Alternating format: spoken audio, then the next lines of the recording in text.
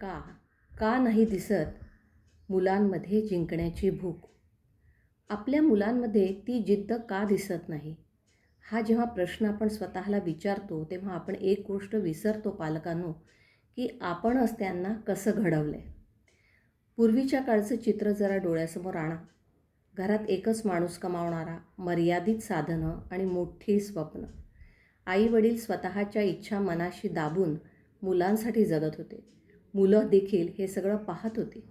वडिलांचे अपार कष्ट, आईचा त्याग, त्या प्रत्येक क्षणाने तुम्हाला शिकवलं की काहीतरी मोठं करायचं असेल तर झगडावं लागेल. पण आता चित्र बदललं आहे. आज आई वडील मुलांना कधीच नाही म्हणत नाहीत. मोबाईल हवा लगेच मिळतो, महागडे शूज मिळतात, क्लासेस, गॅजेट्स, आराम सगळं आधीच तयार असतं. पण इथेच एक चूक घडत असते पालकांनो. आपण मुलांना सगळं देतो पण गरज देत नाही की ती गोष्ट मला मिळाली पाहिजे याची गरजच नाही आहे. मुलांच्या आयुष्यामध्ये संघर्षच उरलेला नाही आणि संघर्ष नसेल तर जिद्द कशी निर्माण होणार मुलांमध्ये? पालक म्हणून आपल्याला असं वाटतं की जे मला मिळालेलं नाही ते माझ्या मुलांना मिळालं पाहिजे. आपण जे सहन केलं ते आपल्या मुलांनी सहन करू नये ही भावना चुकीची नाही आहे, पण त्याचा परिणाम असा होतो की मुलं आयुष्याच्या वास्तवापासून कायमची दूर जातात. आज अनेक विद्यार्थी मनात विचार करतात की मी का अभ्यास करू, मला काय मिळणार आहे, आईवडिलांचं आहे की सगळं, मग एवढं कशाला धडपडायचं? हे प्रश्न चुकीचे नाहीत पण ते धोकादायक आहेत.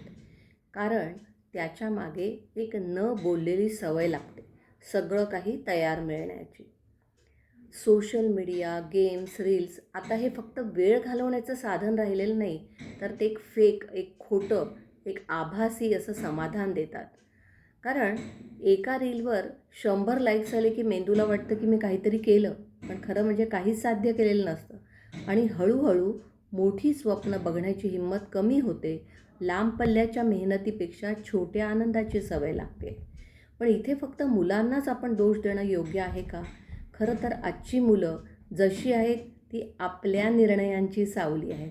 आपण त्यांना कधीही अपयश अनुभवू दिलेलं नाही. कधी एखादी गोष्ट मिळवण्यासाठी थांबायला लावलंत का?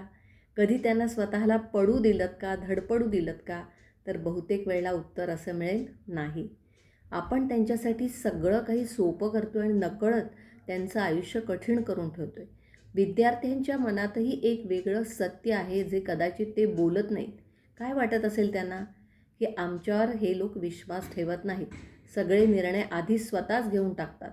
कोणता क्लास लावायचा, कोणता कोर्स करायचा, कोणतं करिअर निवडायचं, सगळं काही हेच ठरवतात. हे माझं आयुष्य आहे की फक्त एक प्लॅन केला आहे यांनी? जेव्हा मुलांची स्वप्नही त्यांची स्वतःची राहत नाहीत पालकांनो, त्यांना स्वतःची वाटत नाही, तेव्हा त्या स्वप्नांसाठी झगडण्याची इच्छाही निर्माण होते. म्हणूनच आज गरज आहे ती फक्त बदलाची. आणि हा बदल मुलांपासून नाही तर स्वतःपासून करूया. मुलांना सगळं देणं थांबवायचं नाही, पण सगळं सहज देणं आपण थांबवूया. धन्यवाद.